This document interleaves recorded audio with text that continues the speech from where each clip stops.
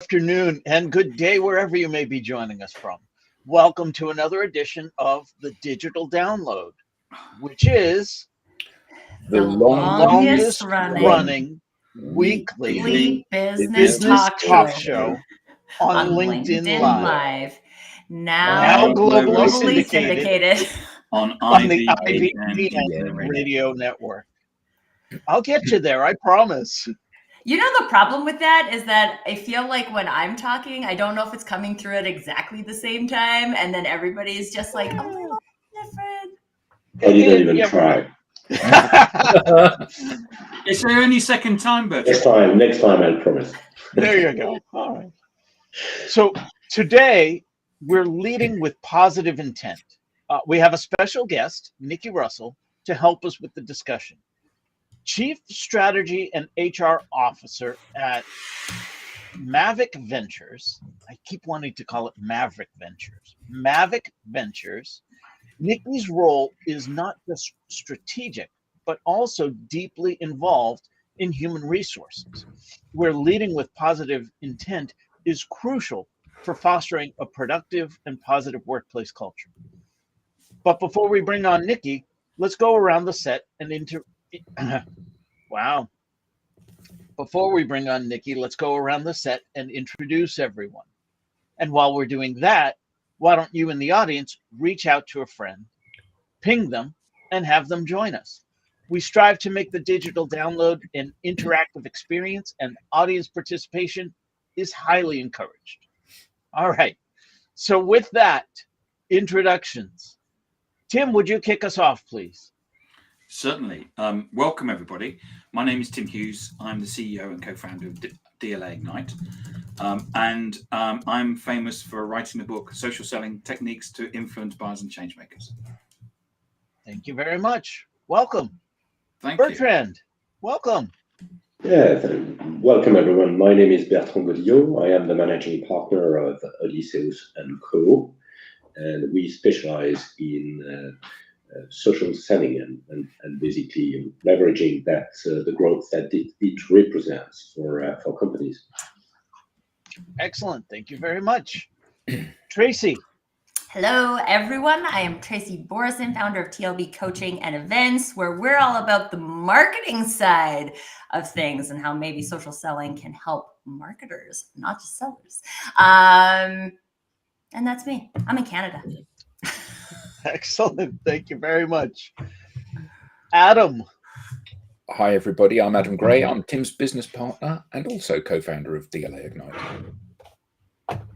Thank you. And myself, I am Rob Durant, founder of Flywheel Results, a proud DLA Ignite partner.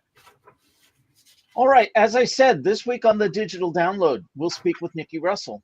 With more than 2 decades in the industry, Nicky advocates for positive intent and intentional actions in all professional interactions. Let's bring her on. Nicky, good morning and welcome. Good Welcome, morning. Nicky. Hi, Nicky. Hi, Nicky. Welcome. Nicky, let's start by having you tell us a little bit more about yourself and how you got here. Yeah, thank you so much. Nicky Russell. I am located in beautiful East Tennessee. I've been in talent acquisition for close to 20 years now. And with that, I have had the opportunity to see Rob and this group previously and was super excited just about all the authenticity that you all shared in conversation. And Rob and I connected, and I was asked to come and share a little bit about what positive intent and authentic leadership really means. So I'm excited to be here. Thank you, Rob. Excellent. Thank you very much. So let's start with the foundational question then. What do you mean by leading with positive intent?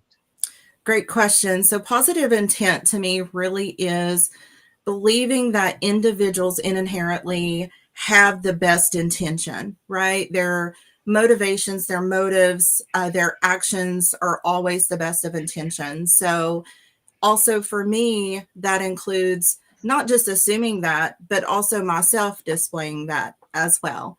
So being authentic and being myself at all times with other people as well. Is that just seeing the world through rose-colored glasses? No, it's not. I think, to be honest with you, like the journey for me took a while. It's seeing the good, the bad, the ugly, having non-authentic leaders throughout my career that I was placed in certain situations where I was like, yikes, this person could have done better as a leader. They could have helped me in this way or that way. And I always looked at those people and thought, I want to do better. If I get to that place and I can lead folks, I want to make sure that I'm always positive with them. And I see those folks exactly where they're at in their journey of life. So when I look at life, of course, I'm always trying to stay positive. It doesn't always happen. There are times where, things happen and it gets to the best of you, but it is like trying to see the world in that positive light and see that most people are actually good and genuine. Excellent. I think there's also a difference here thinking about like positive intent and toxic positivity, because there's you there's will have fun, Tracy. Do it. We will do this team event and it will be fun for everyone. Leading with positive intent in the way that Nikki outlined it, at least how I interpreted that, is that we believe that everybody has a positive intent, that everybody means to do good. Does that mean that everybody does good? No. Does that mean that we will feel happy all the time? No. But the intention is that we look at the world as if there's good things that can happen here instead of only bad things that can happen here. And I do think that this is a really important perspective to have, not just in the workplace, but in life, because there's a lot of bad stuff that is gonna happen. But what if we had the intention of being a team or coming together as a group or something, some kind of positive intent related to that negative event? I think that is where there's so much power from a team perspective, from a belonging perspective, all the good stuff. So, Nikki, you heard a lot of us are interested in social media, this panel in particular. Do you have any tips for nurturing meaningful conversations and building genuine connections through positive intent? Yeah, I think for me, whenever I reach out to people on LinkedIn and connect with them, whether it be somebody that I've met at a conference, somebody that I previously worked with, of course, you have those interactions personal, but sometimes there's folks that you see on LinkedIn that you're like, oh, I really like what they're doing right now in their space, in their role, in their organization, whatever that they're doing. They seem pretty interesting to me. I'd love to get to know that person.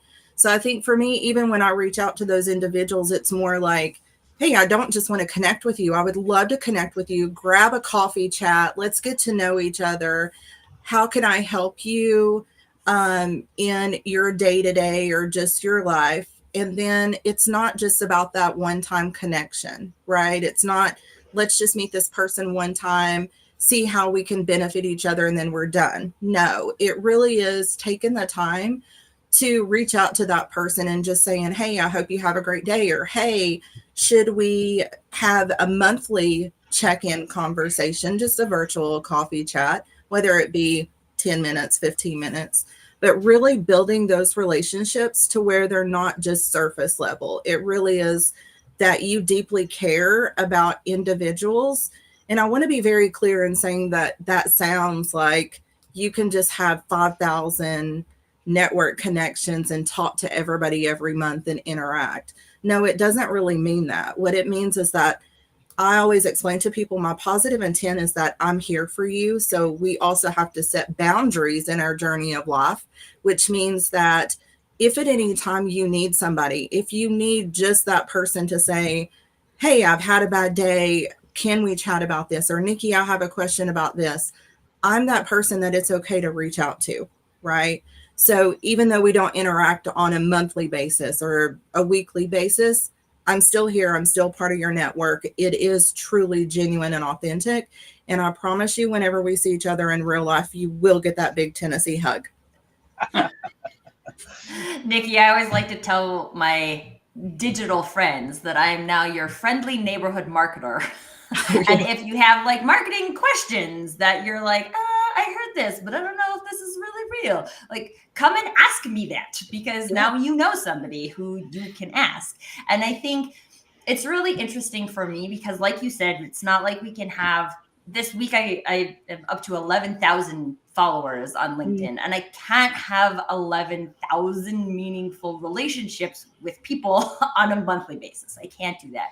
But when you open up the door to say, like, you're invited in to this, like, I have some people who have like open permission to use my coffee chat link, right? Like, do you want to use this monthly? That would be great. It adds value to me. It adds value to you.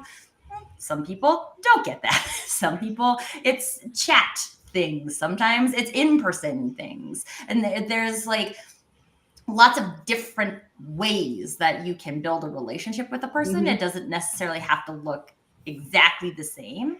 And also from an authenticity point of view, I think it's also important to note, like, I've had coffee chats with people where I've been like, I'm never going to have another conversation with you again. And I think it's important to have that permission for yourself to say, like, were they French? No, actually, I get along very well with French people. Maybe it's my Canadianness. I'm like used to that. But it's like, there's just the people who you don't vibe with. And sometimes in the digital environment, you can't know that until you have a conversation. And I think it's also okay to say, maybe not, I mean, I hung up a Zoom call on someone the other day and then like promptly blocked them from my network. So I was like, wow, I don't want people to think I'm connected with you. That's bad for my reputation. That's also okay to like maintain our boundaries that way, because this is also, I mean, especially the way that a lot of us on this panel look at social media, this is my reputation. This is my reputation as a human. And I feel responsible to maintain my reputation in a specific way. And if you don't fit that, then we might not be long-term digital friends. Yeah, those are great points. And I think too, one of my favorite things about social media too, is I often hear, you know, as we're portraying ourselves on social media, when I meet somebody in real life, one of my favorite things is that I hear people say, you're exactly to the point as how I thought that you were, because you portray yourself how you do on social media. So to me, that's really important. Like, you'll hear me say, even as I speak, I use the term folks a lot. So I type that word a lot. You know what I mean? So people get that and that true genuineness and authenticity. So it's really important to just be yourself at all times on social media and not trying to be anybody different. Actually, I have a question about that. You go. Yeah, I was just going to say, we spend a lot of time kind of hand-holding people through the process of becoming more open and authentic. You know, we've come from an era where people's lives were very compartmentalized. So, you know, here's me at home, here's me at work, here's me with my friends, and these would be different people. And you know, we spend a lot of time encouraging people to share more stuff. You know, to let me see what you do at the weekends, because actually maybe you love the guitar as well. And then there's something we've got in common and we can have a conversation, and you know, it helps build that rapport and that relationship and help you to really get to know somebody. You know, like you said about, you know, a big old Tennessee hug. You know, actually you want to be in a position where the people that you are interacting with are people that you know well enough that you don't have to walk up and introduce yourself. You can greet them like an old friend. But what we see is that people have lots of barriers to overcome to behave in this authentic way, and some don't. Some people, they have a very nasty habit of oversharing. Now, you know, you've got some awful things going on in your life at the moment, and it's fine to share those to get support from your network, but not every day. You know, every day I don't want to hear how awful things are, and particularly as a Brit, because, you know, in Britain, you meet someone and say, "Hi, how are you?" And there's only one answer: "Fine, how are you?" Nobody ever responds, "Well, actually, you know, things aren't very good at the moment." Yeah, that's just not the done thing. And I think that there's a balance to be struck. And how do people find that balance between authenticity and oversharing or being too personal? Yeah, I would have to say that social media doesn't have rules, right? So each platform that we're on doesn't say you can say this or you can say that. So on LinkedIn, it's supposed to be a professional networking connection site. But as to your point, Adam, you often see folks being authentic, sharing things about their family. And that's just the way that we get to know them on that level. I would agree. I also am not the type of person where I like to read just negative things constantly, but I also will tell you that if I see somebody that I'm connected to on LinkedIn, personally, like sharing those things, that also lets me know I need to reach out to that person. And I am also the type of person that I would say, hey, this really isn't the platform to be sharing, day to day, in and out, this is happening, things like that. Because perception, right? It's the perception of how people perceive you. So I'm looking out in the kindness of that person to let them know that, this is how you're being perceived, or you could potentially be perceived in this way. And maybe this isn't the specific platform to be sharing that information. But I don't think until there's rules set or anything like that, which I don't think there ever will be, we're going to continue to see things like that. I think we just have to always assume positive intent and continue to shed more kindness and more authenticity for ourselves and for others to overshadow any of that negativity that we may see on there, so that we're not scrolling through and filtering those things. That was actually my question, Nikki, was that like, how can we improve that with positive intent, right? And I think like a great example is when you actually have gotten to know someone quite well and then they post something that is maybe like, oh, this seems like out of character for this person. Maybe I should check on them. Mm-hmm. And people who may not know them may not get that, right? Like may not have seen them, right? The first post that they see. And so I think positive intent from a like consumer perspective can be really helpful on social media. And I also think it's important for people to remember that if you don't want to see it, then scroll past it. Yes. Yeah. You don't have to read the negative posts. I have a friend who's been like in and out of the job search a lot, right? So there's like excitement when he's got a job, and then like kind of not so much when he doesn't. And I mean, I can understand that from a human perspective. I can understand the emotional struggle with that, but sometimes it's actually hard for me to read those posts. And so I don't. Yeah. And I think there's a lot of like personal curation powers that people forget that they have on social media. Like if that's making you feel bad, don't read it. If you feel called to check on that person, check on them and don't read their post, right? Like there's ways that we can build our boundaries on social media. I think positive intent is a very important piece of that, right? We don't have to come here and fight. Even if you read something that is anti your opinion, right? Are you the type of person who would come here and fight on social media about this? Oh, no? Okay, great. You don't have to do that. And it doesn't mean that you have to change your perspective or they have to change their perspective. Again, I think a lot of this, when we ground it in positive intent, it gives us that perspective to make decisions in a more authentic way. See, where you're wrong, Tracy, is Rob always tries to do this to me, except unfortunately for you, Rob, I leave with positive intent, and I know that you're being the devil's advocate. As the self-ascribed LinkedIn police, it is my duty, my sworn duty, to tell you that this post is not appropriate for LinkedIn. I cannot simply scroll by it without policing it. That's and how does that make you feel? LinkedIn police. Does it make you feel happy and empowered, or does it make you feel stressed out? Yeah. As I said before we came on the air, don't feed the trolls. I mean, this is the interesting thing about trolls, though. Trolls will find things to feed them. That's That's right. what trolling is. They'll never They- go hungry. And it's also like, I can't remember if I've shared this instance on the show before, but I think it was like 2 Octobers ago. I got trolled super hard on a post that was about belonging. And I was like, this is so weird because this post was supposed to be about like togetherness. And then everybody like took sides. And I even had people who were like checking on me. I did not handle it emotionally well. I felt like I was so confused of like what's going on. I was trying to like explain myself to people for like 2 hours. And then finally I just deleted the post because I was like, I'm not dealing with this. And then I had people who were like, oh, you should have told me. I would have come to your, like, I would have come and backed you up. And I was like, no, this was not the point of this. The whole point was to talk about togetherness. That's not what happened. There was a group of people that took it in a direction it was not meant to go. And I deleted it because it's my post. Okay. And so like, that wasn't the intent. That is what happened. And other people decided to use it for a platform.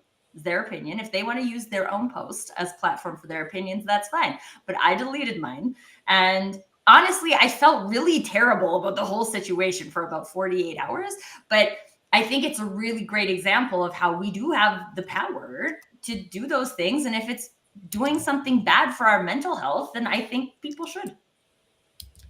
I want to get to some of the comments from the audience. We've had a lot of engagement, and I apologize. We didn't mean to ignore any of it. So Mark Howison checks in. Nicky Russell, is it true that East Tennessee is where the weather forecast is made up and the seasons don't matter? Marcus, Oh my our gosh. resident jokester.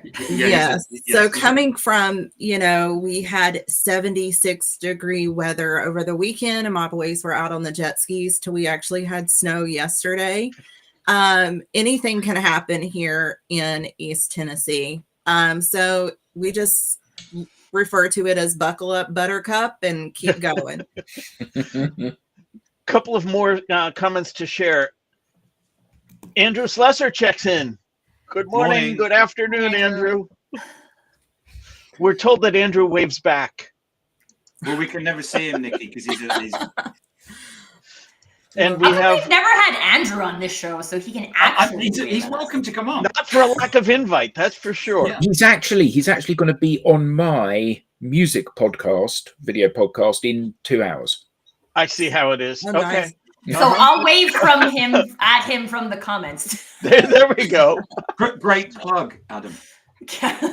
There we go.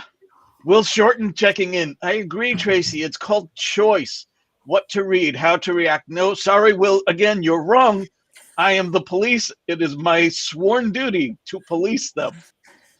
Yeah, And- he is right to a point in the sense that, to validate what Tracy was saying too, is that, you do have the choice. You can spend time either on social media or step away from it. If it's not good for your mental health, take a break, right? There's so many folks right now in the job market that are looking for things. And if that is their full-time job, is looking for a full-time job, you could only imagine all the stuff that you're seeing on social media. So to be able to like take a break from that, pick up the phone, call your Nicky Russell or whoever that you need to, those things are important, right? So I love that you said that, Tracy. It's a choice. Absolutely. But I want to briefly touch on this like mental health break from social media, because if I think if people take that and it's good for them, I think that's good. I also think that maybe it's a little short-sighted about what social media could be for you, right? Could social media be good for your mental health? Maybe the way it's currently curated, it's not. So you want to take a break. Maybe you want to curate it in a different way. I think there's some opportunities there that potentially people are missing. Because personally, like this, there's a reason I get up at 7 o'clock in the morning to do the show, right? Like I get good vibes from it. I think people who come in the chat and watch over and over, like they like what they're seeing. It helps them feel good. It makes them feel like they're with their people. And there's the opportunity to use social media for that, to create that for yourself, and not just to see all these hard things about the world that make you feel like you're not good enough or things of that nature. couple more comments I wanted to make sure we addressed. Jamie Taylor shares, in the words of Colonel Sherman T. Potter, he was a character in the sitcom MASH. Mm-hmm. If you ain't where you're at, then you're no place. Being your authentic self is important for sure. Love that. Jamie goes on to say, that being said, I can see it being very important not to give away too much of yourself. The fear of someone building a parasocial relationship is very real. I wonder what Nikki has to say about that, which aligns with the question that I have for you, Nikki. What are some strategies for setting boundaries when maintaining openness and authenticity? Yeah, once again, it's really about meeting people where they're at in their journey, right? And also understanding, as a person who is always leading with positive intent and being authentic, to me is really understanding what my personal boundaries are too. So I always tell people, look, it's like the 50-yard line. Like, I promise if you show up to that 50, I'll show up to that 50. Right? Like, you give your 50, I give my 50, but there are going to be days where you have weaknesses and I have to meet you at your 25, or, you know, there's weaknesses that I may have that you're going to have to meet me at my 25. So that's always being like authentic in that sense. So I think for me, it's really about making sure that we are always there for folks, but setting those boundaries to say, look, here's where I'm at, here's what I need, and understanding that those boundaries are important. Oftentimes I tell my team that, you know, think of yourself like a bank, right? You can't continue to give out, to pour money out of your bank without putting money back in. So it's important to take that time to give yourself the grace and love back so that you can give that back out to other people too.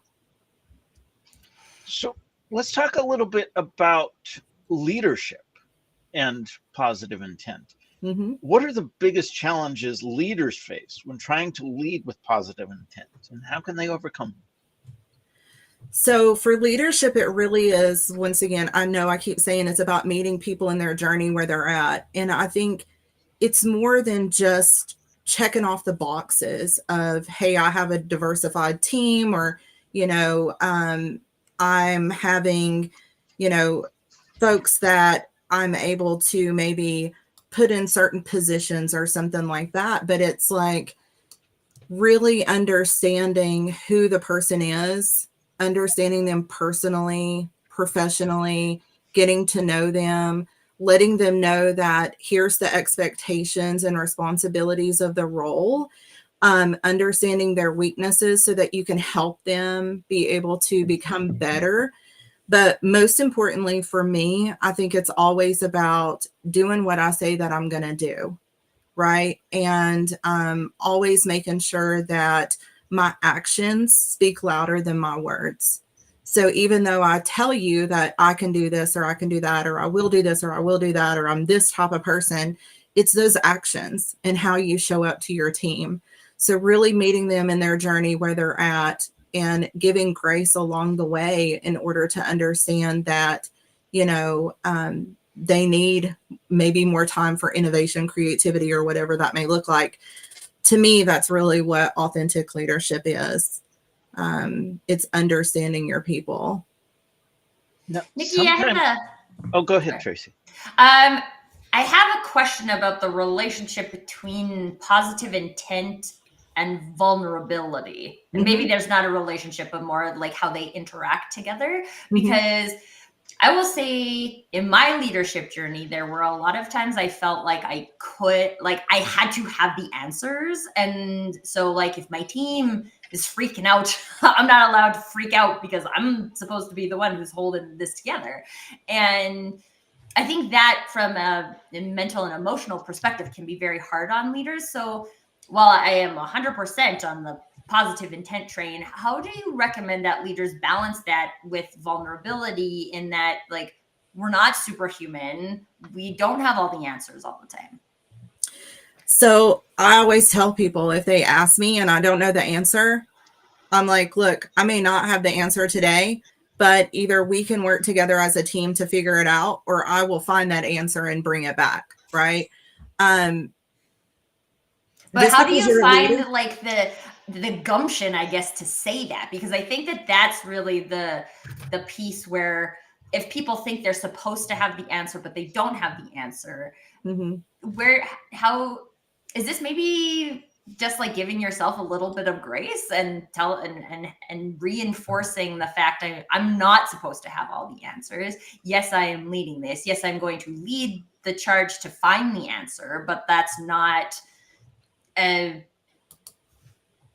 immediate gratification thing. Yeah. So I would much rather have the right answer for my team than to give the wrong answer and them fail. Sorry, not sorry. Right. Like, so it's not instant gratification. It's more like I want to make sure that I'm doing right by my people and making sure that I'm giving them the tools and the information to be successful in whatever question that they're asking. So yes, to your point, I do think as a leader, it is giving yourself grace and understanding that early on in my career, I did have that happen. I was like, wait, what? People are asking me questions and I'm supposed to know the answers and I don't know the answers. So do I just give them information and it's wrong and it backfires? No, I'm not going to do that. I'd rather just tell people, hey, I don't have the answer to that, but I will get the answer or we can problem solve it together. One of the things that I like about problem solving with my team is also the fact that they're learning and they're growing too, right? And they're learning the strategies that I use in order to learn something or, go out and problem solve situations. I do feel like it's effective to my team to allow them the opportunity to see those things. And then we often talk about it later. I'm like, so what did you learn? This is what I learned. So I think being vulnerable, it's been worth it for me in my experience. And that goes back to being authentic. We have some additional great comments from the audience. We'll bring them on screen. Riley Curl says, glad I could catch this conversation. Interesting points. Give to others, but don't forget to fill your own bank too. Completely agree. Thank you, Riley. Thanks, Then we have Flo Labrato. The positive intention may mean assuming that each person is doing the best they can and that I am doing the best that I can. When there is a gap between what is needed and how we show up, we can use leadership skills and the leadership process to stretch potential and help one another level up to it. Great insight, Flo. Thank you. Nikki, I wanted to ask you, sometimes as leaders, we have to have those difficult conversations. What strategies do you recommend for maintaining authenticity while managing a difficult conversation or feedback session? So I always go into conversations understanding that there is kindness in giving constructive feedback, right? And what I mean by that is that if I continue to let somebody do something wrong, then I'm of disservice as their leader to help them continue to fail. My goal as their leader is to help them be the best version of themselves that they can be, and that they have all the skills and tools necessary to be successful in their role. Because it's not just about where they are today, but where they're going. And I, as their leader, should understand where they want to go, right? They should have goals. We should have already talked about those things.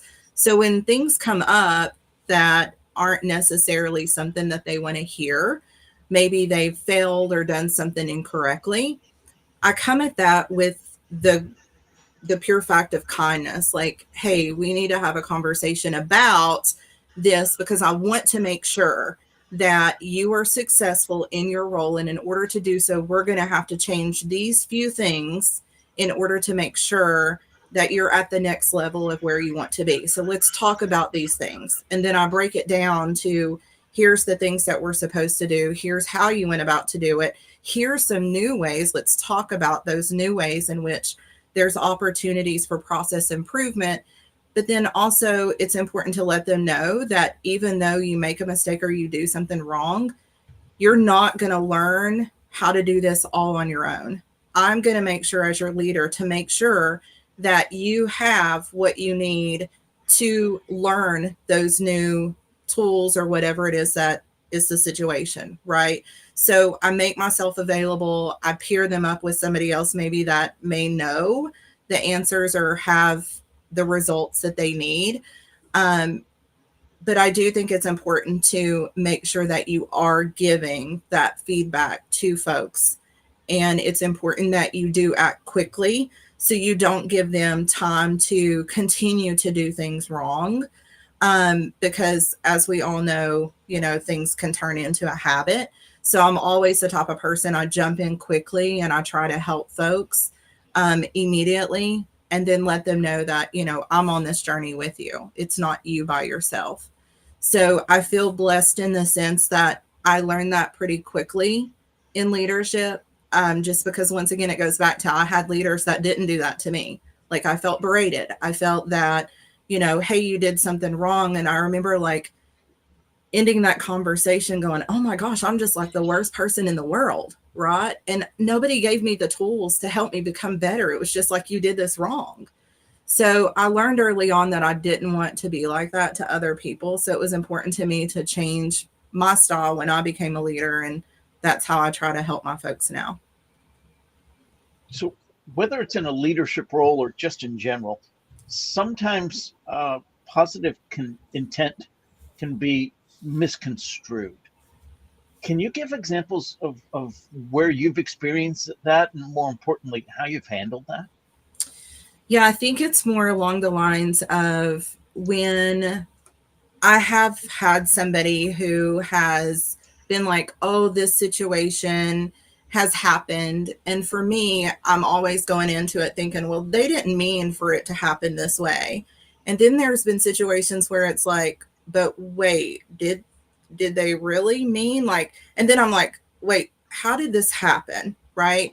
So I think for me specifically, situations have happened when I try to think about the positive intent of each person, but then I realized that, wait, they were slacking on their role. They weren't fulfilling their duties, right? And then people have showed up differently, right? In the sense of they weren't meeting me at the 50-yard line.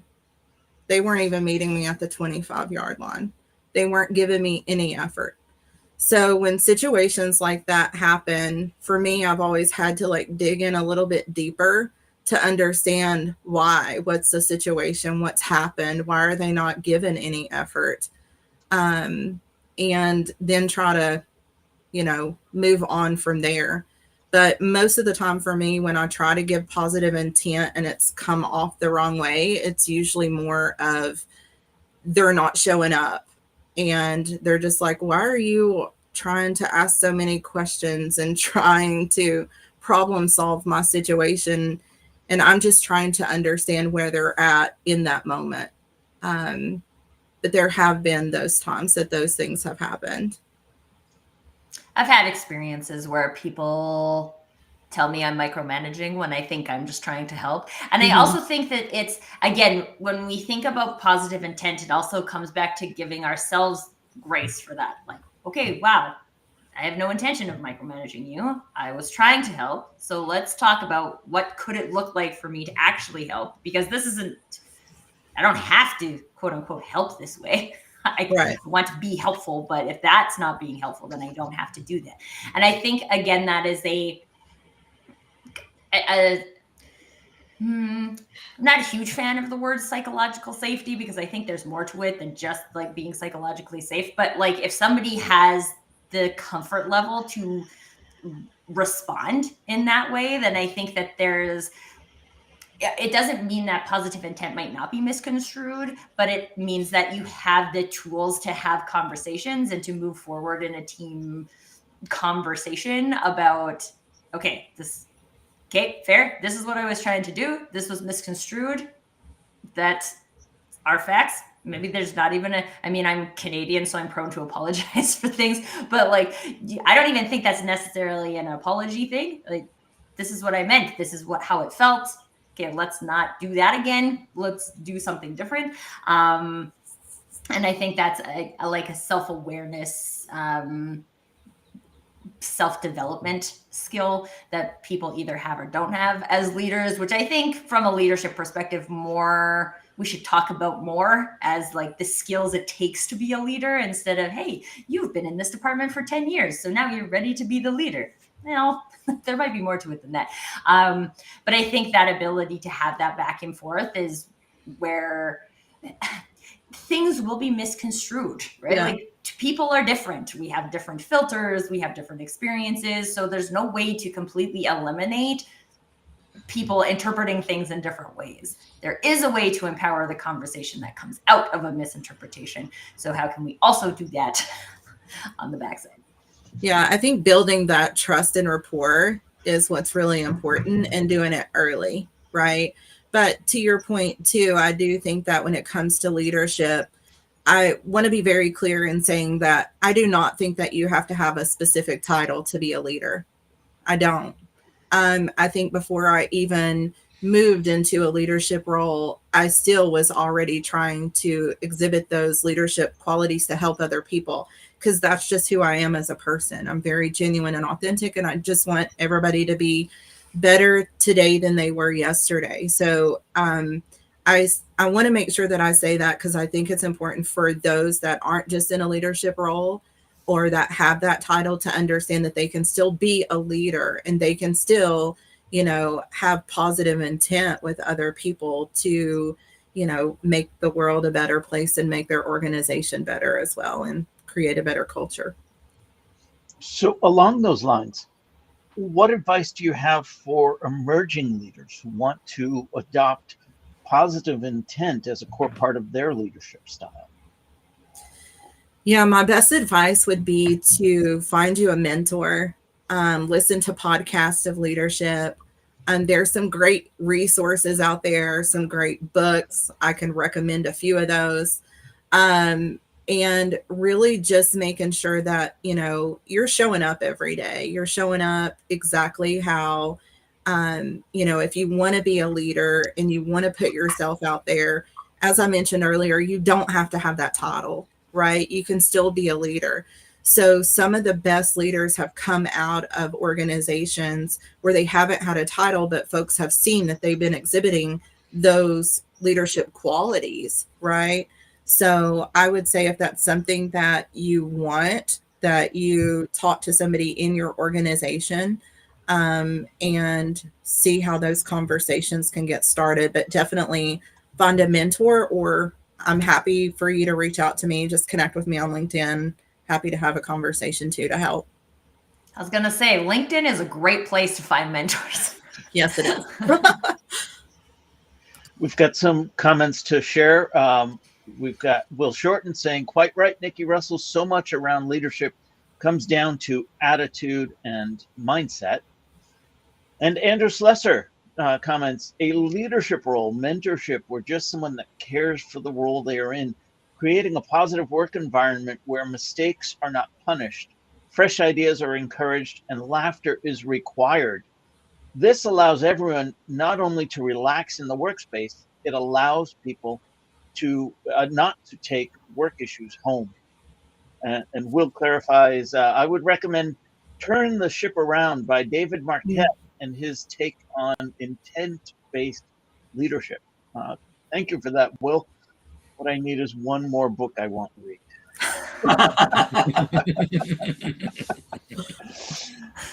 So, Nicky, I want to turn to your industry for a moment. How can leading with positive intent help in attracting and retaining top talent? So it goes back to, having that culture inside of your organization. Once again, it isn't just saying something, it's really your actions. So I think that even starts from the very beginning when people are looking inside of an organization, or at least I know if I was looking at a new organization, I would be all over LinkedIn, their social media outlets, checking out to see how their leaders show up. Is that a leader that I would want to work for? So for me specifically, once again, it goes back to making sure that my LinkedIn matches exactly who I am, that my Facebook, that my Twitter, my Instagram, all that is a true reflection of Nicky Russell at all times. So it's not just, me being one way in my professional life and being somebody different in my personal life.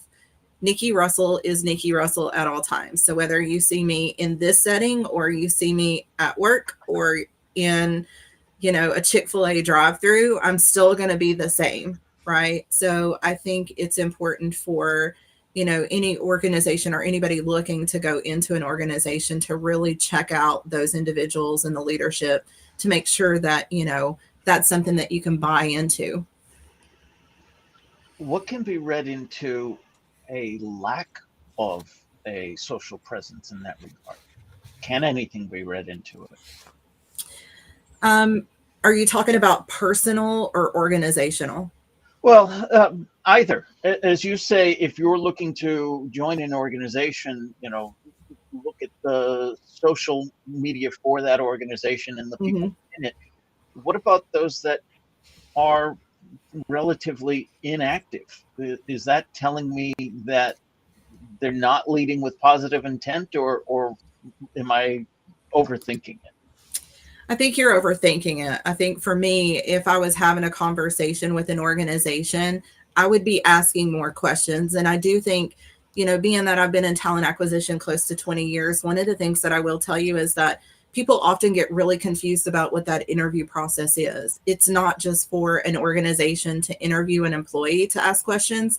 It's also for the employee to ask the potential employee to ask the employer questions.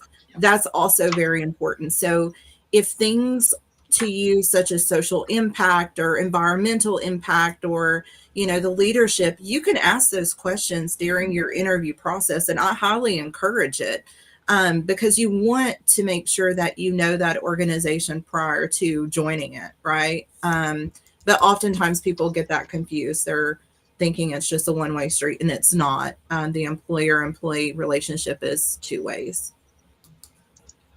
We have another comment from Flo Labrado saying, love that, Nicky. Integrity and congruence between who we are and how we show up everywhere, in person, online, draws people to trust our leadership. People do not like leaders they cannot trust. Absolutely. Facts. I would agree. Great point, Flo. Is there an ROI to leading with positive intent? Ooh. I think so. I think that, you take a look at like your attrition and retention and the ability to be able to, back to your point earlier, attract potential employees into your organization.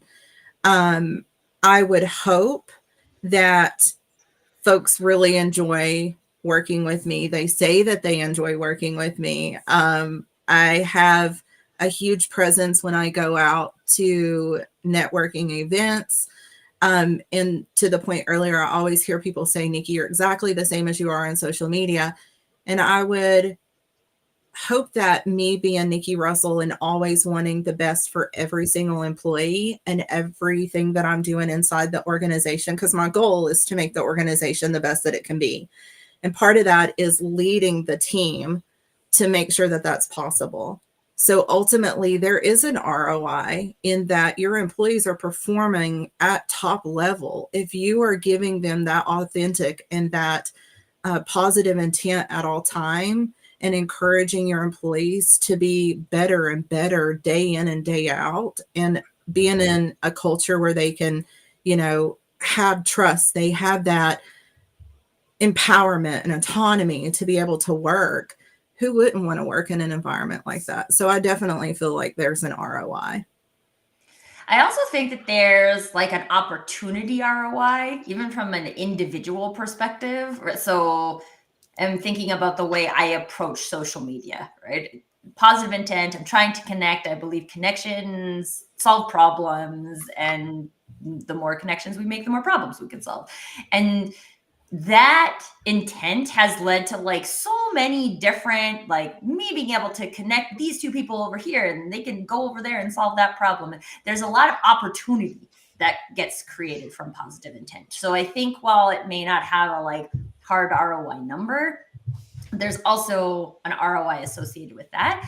I also think from the softer side of things, there's an energy ROI of leading with positive intent, right? You put more positive energy out into the world. And I don't think that hurts the world at all. So even if you're looking at that from a corporate perspective and how it contributes to culture, or you're looking at how that contributes to your experience on social media, or it looks like how you contribute in your community or in your household, it has a positive energetic ROI. So just to throw a little bit of woo in there. Just a quick question, Nikki. Do you think it's possible at all to build a great and performing team without positive intent?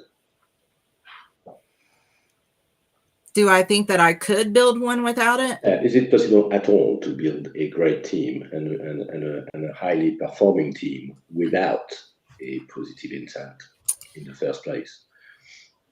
I think that have you seen such teams, by the way? I mean, I think we've all seen teams that are not being led with positive intent, or even the team itself doesn't have positive intent. But once again, it comes back to that leadership. The leader always sets the expectations, right, of what they're looking for.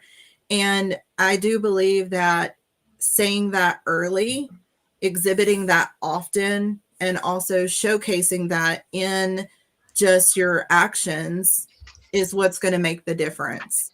I think that, unfortunately for me, I've been in teams where there hasn't been positive intent, and I feel like I'm the only one there going, what is wrong with like, come on, like, you know, we're on a Zoom call and everybody's just like, what are we talking about? And I'm like, hey, how was your day? What did you do on the weekend? Like, you know, and it can set the tone for something different. And that's where I think that it is important that, once again, going back to, if you do not have a title, you can still be a leader. Mm-hmm. And even that one person can make a difference, because I've seen it happen. Great, thanks. Great. Bertrand, I'm thinking of, here's another book for you, Rob, The Wisdom of Teams. Yeah. By Doug Smith. It's interesting because I think in a lot of these things, people are using different language. Like in that book, they don't specifically use the language positive intent, but when you read it, you're like, okay, well, this is like all of the things that go into positive intent that they're talking about in this book. And I remember reading it and thinking like, yeah, I think about leadership a lot of times from a sports team perspective, right? And what does a coach do that turns a team into a high performing team versus a team that just shows up to play? And it doesn't mean you don't have skills. It doesn't mean you don't have communication, but high performing team looks different. And I like to make bold statements. So Bertrand, I would say that no, you can't have a really high performing team unless you have at least someone on that team who is bringing the positive intent. Does everybody have to bring it all the time? No. And I don't think that that's possible, but I think you have to have someone that is playing that part. I'm so glad we share the same views. Rob, On that note, Nikki, this has been great. Thank you so thanks, much. Nikki. Thank you. How You're can welcome. people get in touch with you?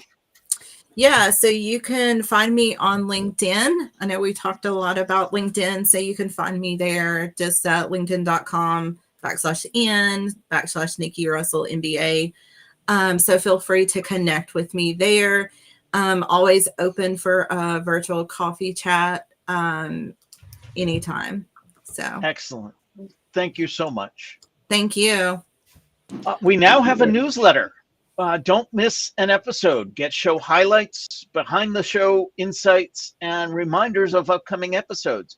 You can scan the QR code on screen or visit us at digitaldownload.live/newsletter. On behalf of myself and the panelists, to our guest Nikki, to our audience, thank you very much for being an active part of today's show, and we will see you all next time. Goodbye. Thanks, everyone. Thanks, everybody. Bye. Thanks, Nikki.